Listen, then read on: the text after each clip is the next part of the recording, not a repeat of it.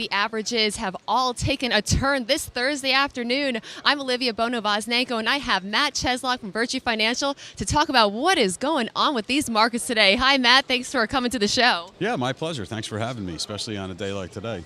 Yeah, absolutely. What news is driving these markets today? Import prices rose the fastest since 2012. The dollar has taken a downturn. What's driving the markets, Matt? You know, yesterday was really pretty a volatile day. You know, we had a lot of comments out of Trump, but none of them were really helpful as far as discerning what we're going to get out of him in the future. So to see the market rally and close, toward the high end of the day was a little bit upsetting because really wasn't any confirmation of what we expected. So today, we're starting to see that sell-off. We're starting to see some of the data become more dependent. As you mentioned, the two numbers that were out this morning, we're starting to see transports leading to the downside today. Healthcare, financials, they're going to have a huge day starting tomorrow, and those are what's driving this weakness as far as today.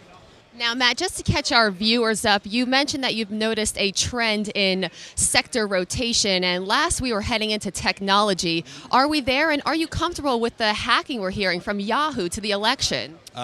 You're really never comfortable with it, and that's the concern, is that if this market takes a leg lower, do they just get out, pare back positions, and reevaluate maybe in 2-3 weeks from now? And that's something that's concerning. Was tech the last bastion of where you could put your money?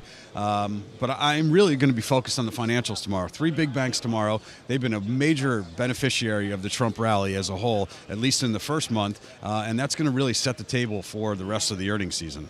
All right, so we're just going to roll with it, and we're also rolling into earnings season. Now, while stocks are down today, they are still holding those record highs. So how will earnings season really affect the action we're seeing? Well, earnings now, it's put up or shut up time, I think. The bar has been set at a certain level for so long, and now they've exceeded it. Now the bar is being ratcheted up a little bit. It may be not for Q4 last year, but Q1. So it's going to be the expectations of what we're expecting going forward, Q1, Q2. I think that's more important.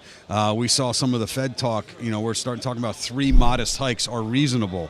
They're going to expect these companies to start hiring more and things like that, expanding their business. So they're going to be spending money. That's never good for the bottom line of a business, early, but it might pay off in the long run. So we're going to start looking to see what businesses are expecting after Q2 of 2017.